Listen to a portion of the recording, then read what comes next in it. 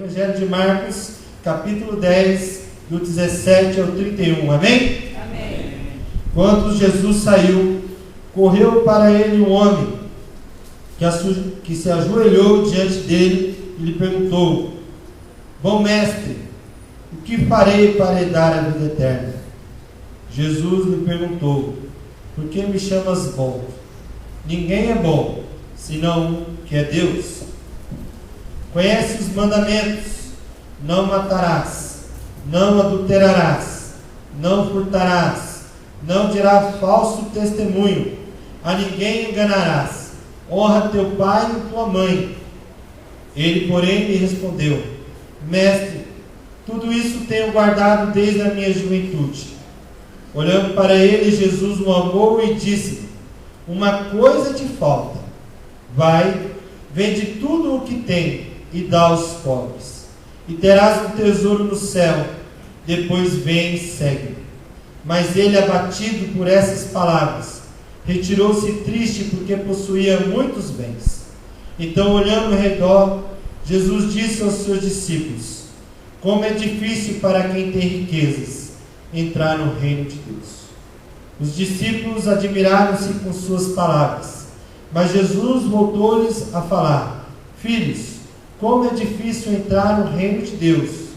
É mais fácil um camelo passar pelo fundo de uma agulha do que um rico entrar no reino de Deus. Com isso eles ficaram extremamente admirados, perguntando: Quem então pode ser salvo? Fixando neles o olhar, Jesus respondeu: Isso é impossível para os homens, mas não para Deus, pois para Deus tudo é possível. Então Pedro começou a dizer: Nós deixamos tudo e te seguimos.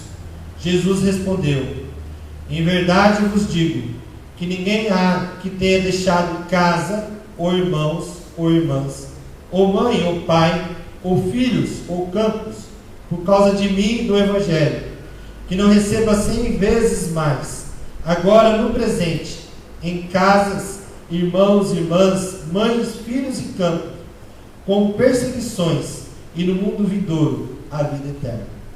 Mas muitos dos primeiros serão os últimos, e os últimos serão os primeiros. Amém? Amém. Oremos mais uma vez. Senhor Deus e Pai, obrigado pela preciosa graça, Senhor, de nos encontrarmos nela, e sabemos que pelo sangue de Cristo Jesus nos tornamos aceitáveis, Senhor Deus, para estarmos na Tua presença, Senhor Deus, para desfrutar da paz que excede todo entendimento, estarmos em plena comunhão com o Senhor, e temos essa condição também de estarmos em comunhão uns com os outros.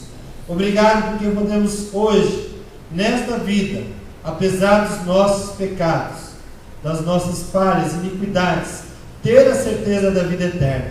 Saber, Senhor Deus, que um dia estaremos com o Senhor, livre de toda tristeza, de toda dor, angústia, de toda a condição humana, e adorar o Senhor na beleza da Tua presença, Senhor Deus. Amém.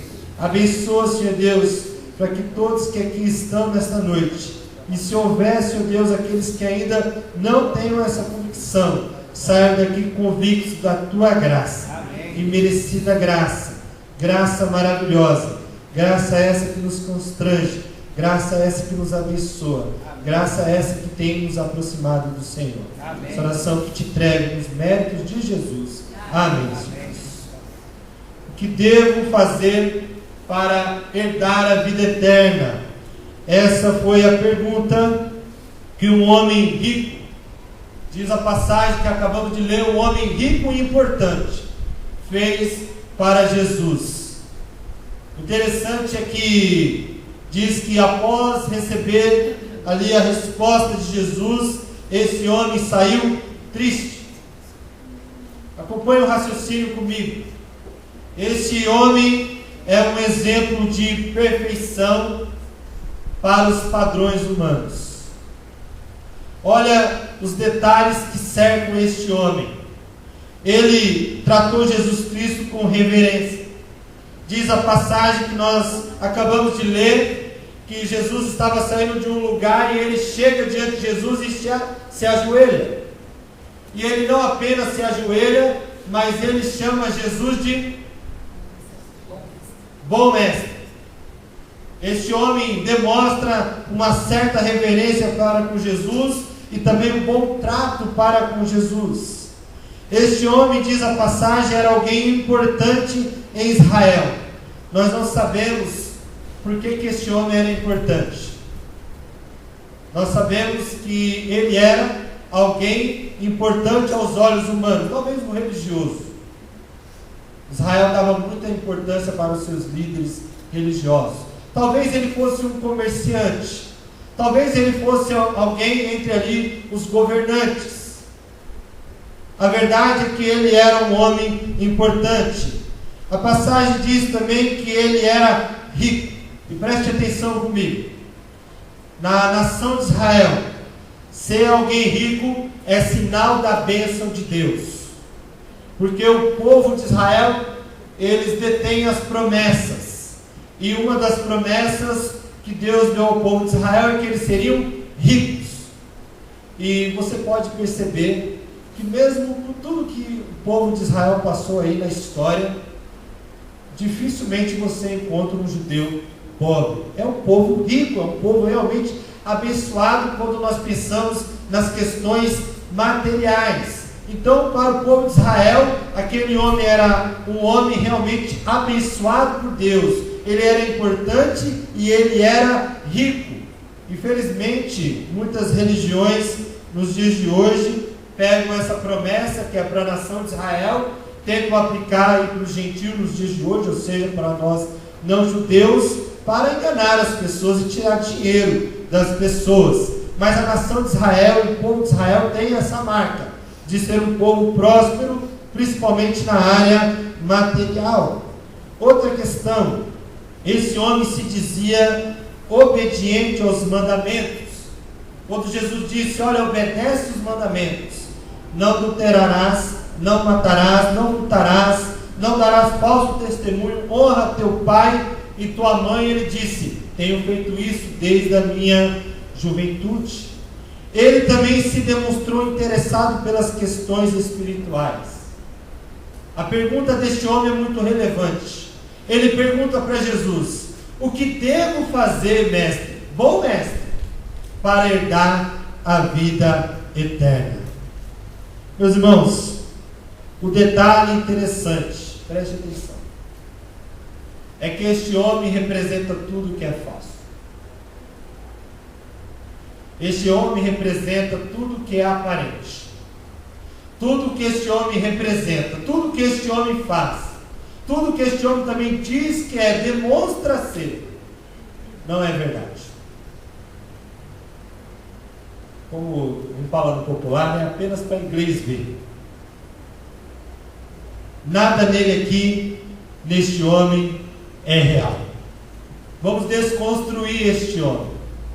Este homem que é um exemplo de perfeição. Quando ele se ajoelha e chama Jesus de bom, o que Jesus diz para ele? O que Jesus diz para ele, meus irmãos? Quem é bom? Por que me chamas bom?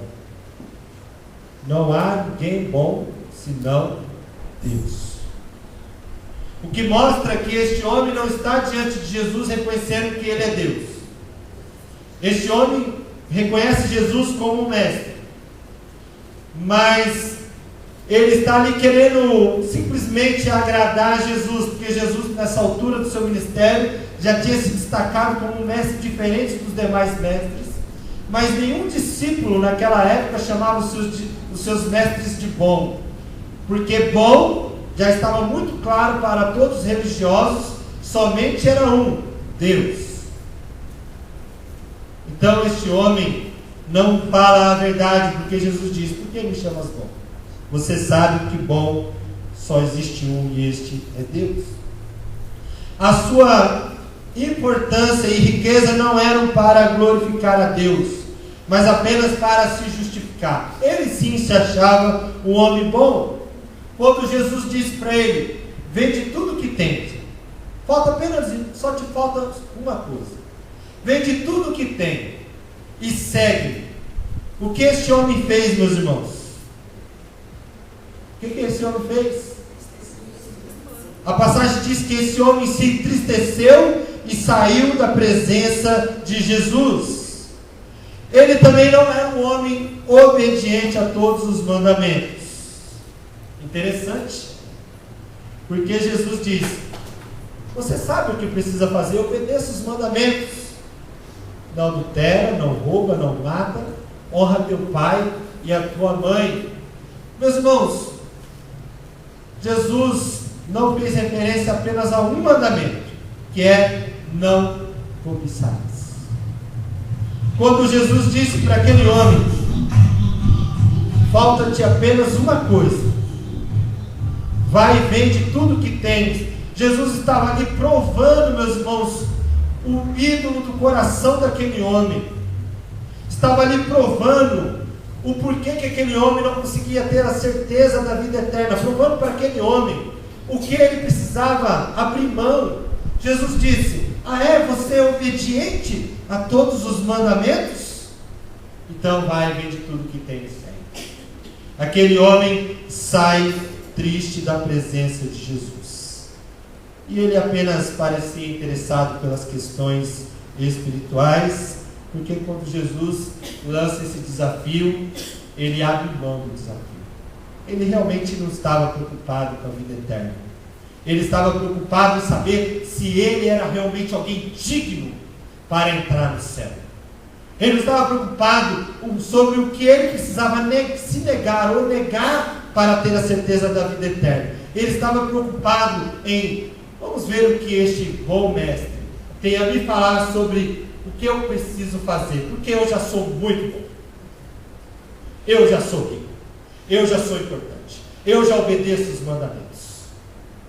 Com certeza, eu chegando diante, e eu sou humilde, porque eu me ajoelho diante dele.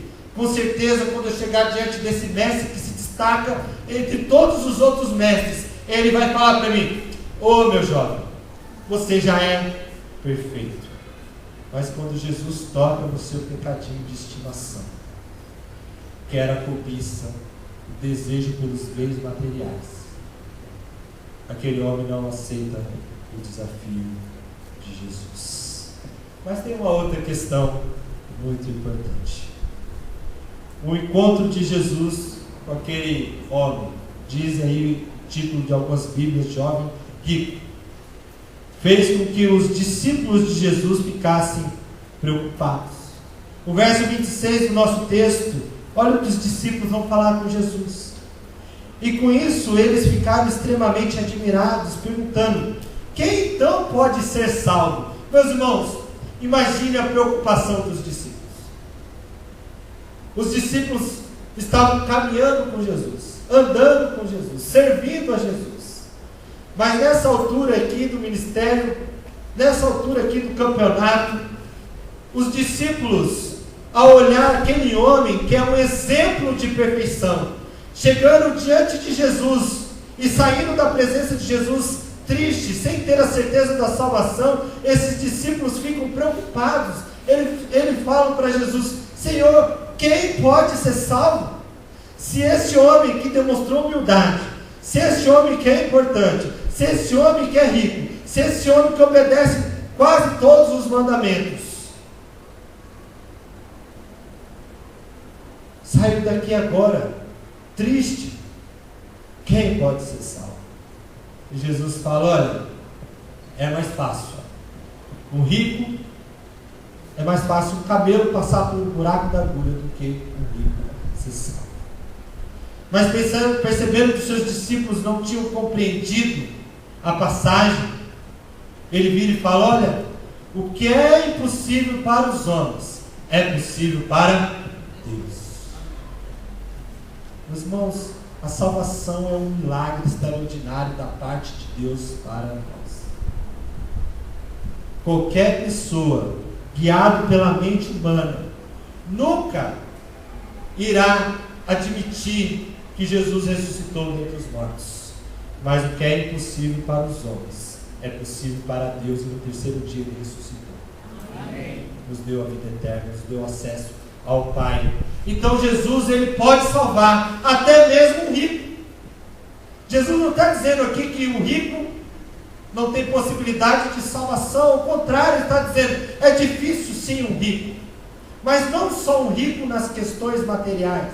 É difícil qualquer pessoa que se ache autossuficiente, é difícil qualquer pessoa que se ache merecedora ser salva. Mas para Deus não é possível, porque se Deus tocar, as pessoas se dobram diante da sua graça, se rendem diante da sua misericórdia.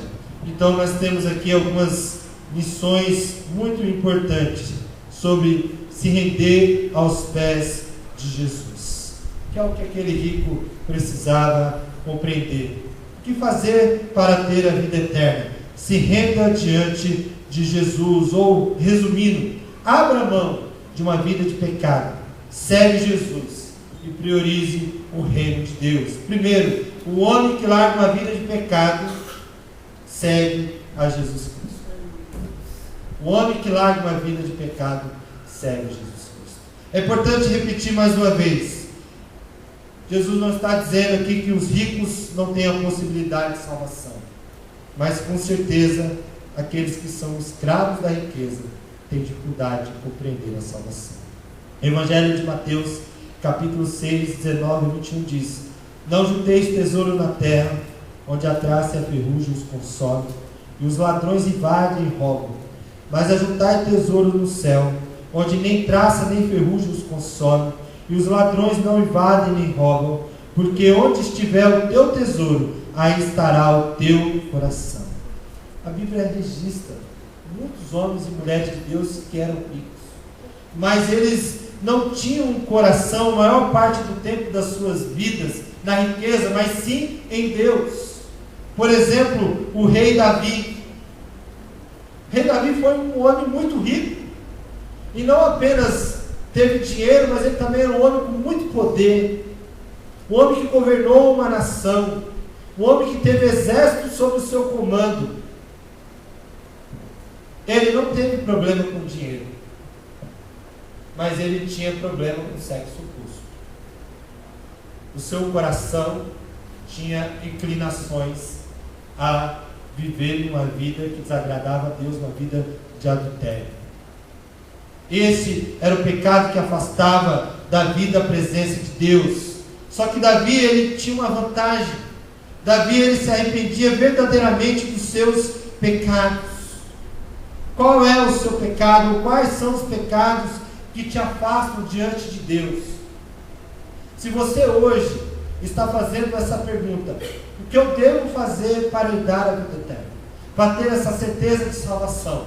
A pergunta de Jesus, ou a proposta de Jesus para o jovem rico, é a mesma para você nessa noite. O que tem te atrapalhado de servir a Deus? Abandona isso e segue a Jesus Cristo. Porque aquele que abandona o pecado se torna um seguidor de Jesus. Não importa qual seja o pecado que te afasta do Senhor. Alguns é amor ao dinheiro. Talvez esse seja o grande pecado dos dias de hoje. Amor ao dinheiro. As pessoas amam muito o dinheiro, porque elas têm a ilusão que o dinheiro pode trazer felicidade para as suas vidas. E isso é mentira. O dinheiro, no máximo que ele vai fazer é te escravizar. O dinheiro é bom. A Bíblia, portanto, não diz que não devemos trabalhar com dinheiro, devemos abandonar o dinheiro. Ao contrário, a Bíblia diz que devemos trabalhar, que o trabalhador é digno do seu salário, mas a Bíblia diz que o amor ao dinheiro é a raiz de todos os males. Dificuldade de lidar com a vida sexual como Davi, ou uma vida escravizada pelos vícios, talvez seja o segundo maior problema das pessoas nos dias de hoje. Pessoas são viciadas no álcool, viciadas em droga, viciadas no futebol e viciadas em muitas outras coisas. Qual é o seu vício? Qual é o ídolo que te afasta de Deus? Sentimentos destrutivos que te levam a tomar atitudes de ódio, de raiva, de inveja. É importante entendermos que no final, para Deus, pecado é pecado. E para seguir a Ele, é necessário abandonar os nossos pecados. O Evangelho de Marcos é muito forte. A palavra de Deus diz que quando Jesus fitou os olhos naquele jovem, ele o amou. Meus irmãos, a Bíblia fala muito do amor de Deus por nós, mas são poucas as passagens nas Escrituras. Fora de Lázaro, se não me falha a memória, só tem essa, onde a Bíblia diz que Jesus olhou para alguém e o amou de forma direta. Entende isso? Jesus amou aquele jovem. E aí, de uma forma geral, a palavra de Deus diz que Ele nos ama. Deus nos ama.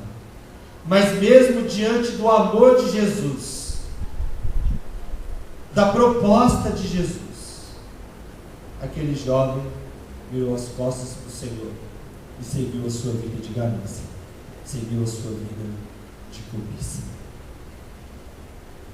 Muitas pessoas se dizem conscientes do amor de Deus, principalmente numa data como essa, da morte e ressurreição de Cristo Jesus, mas não estão dispostas a abandonar nada para seguir Jesus. O que você precisa abandonar? Não adianta nada sabermos sobre o amor de Deus, se não estivermos dispostos a viver este amor longe de uma vida de pecado. Talvez você está entre esse grupo de pessoas. Você sabe muito sobre o amor de Deus pela sua vida, mas ainda tem dificuldade de abandonar aquilo que te atrapalha de servir a Deus e vivenciar este amor do Senhor na prática, se tornando um discípulo do Senhor, seguindo a Jesus, longe do pecado. Não foi por acaso que Jesus disse: é mais fácil o camelo passar pelo fundo de uma agulha do que um rico ser salvo. Mas eu posso parafrasear: é mais fácil o camelo passar pelo fundo de uma agulha do que uma pessoa, muitas vezes, que ama o futebol mais do que a Deus, ser salvo. É mais fácil o camelo passar pelo fundo de uma agulha do que uma pessoa que ama mais as coisas deste mundo do que a Deus e ser salvo. E assim por diante. Muda. Dá ouvidos à voz de Jesus. Ele fita os seus olhos sobre nós, e a palavra dele, e a palavra de Deus diz que Ele nos ama. Talvez você pense acerca de si mesmo: pastor, a minha situação é muito difícil. Talvez você pense acerca de si mesmo: pastor, eu estou muito distante de Deus. Pastor, o senhor não sabe o que eu já fiz. Eu já fiz isso, eu já fiz aquilo. Talvez você, ao contrário daquele jovem, não se ache digno do amor de Deus. Mas este princípio que Jesus falou em relação aos ricos também serve na situação. O que é impossível para os homens é possível para Deus. Portanto, em Jesus Cristo não há pecado que não seja perdoado. Meus irmãos, isso é graça de Deus. Uma graça que nos constrange, porque verdadeiramente nós não merecíamos tão grande amor. Segundo, o homem que segue Jesus prioriza o reino de Deus. Depois que Jesus respondeu a questão: Senhor, então quem pode ser salvo? Os discípulos falaram para Jesus: se este homem não pode ser salvo. Pensa numa pessoa nos dias de hoje que você acha muito salvo, que você acha um exemplo de perfeição. Pensa. Aquela pessoa que você diz e fala assim: olha, essa pessoa vai para o céu direto. Se ela não tiver Jesus como seu Salvador, ela não vai. Porque ir para o céu, ter a vida eterna, ressuscitar dentre os mortos como Jesus ressuscitou, não é uma questão de ser bom, é uma questão de crer em Jesus, seguir a Jesus, confessar os pecados diante de Jesus. E os discípulos falaram para Jesus: Senhor, quem então pode ser salvo? E aí Jesus fala para os seus discípulos: quem deixou tudo para me seguir, pai, mãe, filhos, casa, campos, ou seja, propriedades, vida profissional, quem realmente abriu mão da sua vida para me seguir, ou seja, abriu mão de todas as coisas para me colocar como prioridade, tanto eu quanto o reino de Deus, o Evangelho, receberá nessa vida 100 vezes mais no futuro a eternidade. Quem segue Jesus prioriza o reino de Deus. Você tem priorizado o reino de Deus? Deus é a prioridade na sua vida? O que você tem priorizado? Eu não quero ser redundante, mas é uma verdade. Muitas pessoas colocam seus filhos acima de Jesus, o seu trabalho acima de Jesus, sua vida profissional acima de Jesus, marido acima de Jesus, homens, o que as pessoas aí fora acham de você se tornar um cristão ou ser um cristão acima de Jesus. Mas Jesus fala: olha, aquele que abandona aquilo que o atrapalha de servir, de o seguir, recebe 100 vezes mais. E isso é uma verdade, meus irmãos, porque o versículo 29 diz assim: em verdade vos digo que ninguém há que tenha deixado casa, ou irmãos, ou irmãs, e mãe, ou pai, ou filhos, ou campos, por causa de mim e o Evangelho, que não receba 100 vezes mais agora no presente em casas, irmãos, irmãs, mães, filhos e campos. Aí ele coloca entre vírgulas: com perseguições, e no mundo vindouro a vida eterna. Irmãos, vocês compreendem o significado espiritual disso aqui? É muito profundo. É muito profundo. Eu só vou fazer uma observação.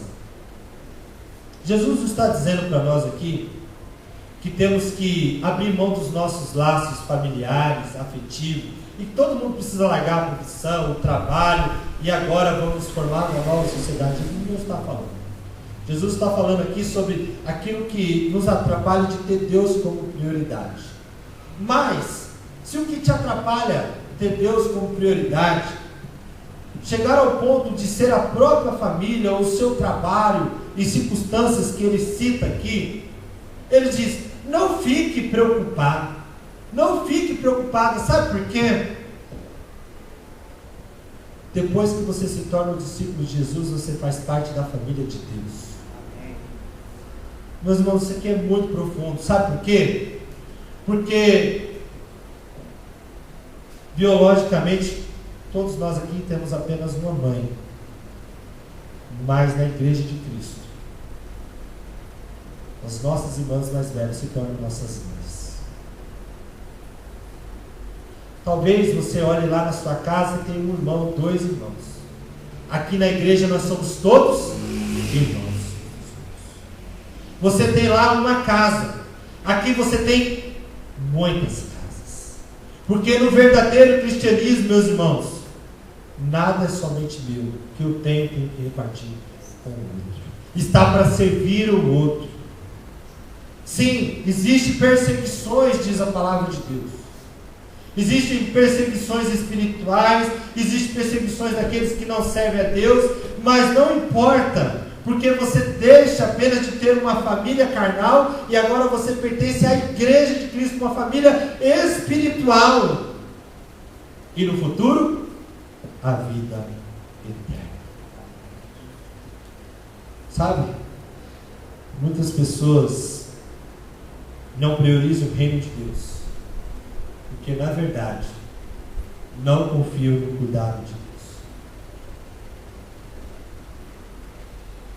Porque quando a igreja vive o Evangelho de fato, lá no livro de Atos nós encontramos esse exemplo. As pessoas vendiam tudo que tinham e repartiam com aqueles que não tinham. E eles não estavam preocupados porque eles tinham tudo em comum. No meio do povo de Deus, meus irmãos, ninguém passa necessidade de nada. Mas muitos daqueles que se dizem discípulos de Jesus não seguem como prioridade porque não confiam de fato na promessa de Jesus. para concluir, mas o Evangelho de Mateus, capítulo 6, versos 25 ao 30 diz: por isso vos digo, não fiqueis ansiosos quanto à vossa vida, com o que comereis ou com o que bebereis, nem quanto ao vosso corpo, com o que vestireis. Não é a vida mais importante que o alimento, e o corpo mais que o vestuário? Olhai para as aves do céu, que não semeiam, nem colhem, nem ajuntam em celeiros, mas vosso Pai Celestial as alimenta. Acaso não tendes muito mais valor do que elas? Qual de vós, por mais ansioso que esteja, pode acrescentar sequer uma hora à duração da sua vida? E por que andais ansiosos quanto ao que vestir? Olhai como os lírios do campo crescem, eles não trabalham, não tecem, mas eu vos digo que nem Salomão, em toda a sua glória, se vestiu como um deles. Se Deus veste assim a planta do campo, que hoje existe e amanhã é jogada no forno, quanto mais vós, homens de pequena fé. Jesus, Ele cuida dos seus discípulos. Jesus cuida de mim, cuida de você, cuida de nós. E você que veio aqui nessa noite, se abandonar os seus pecados e se tornar um discípulo de Jesus, Ele também vai cuidar de você.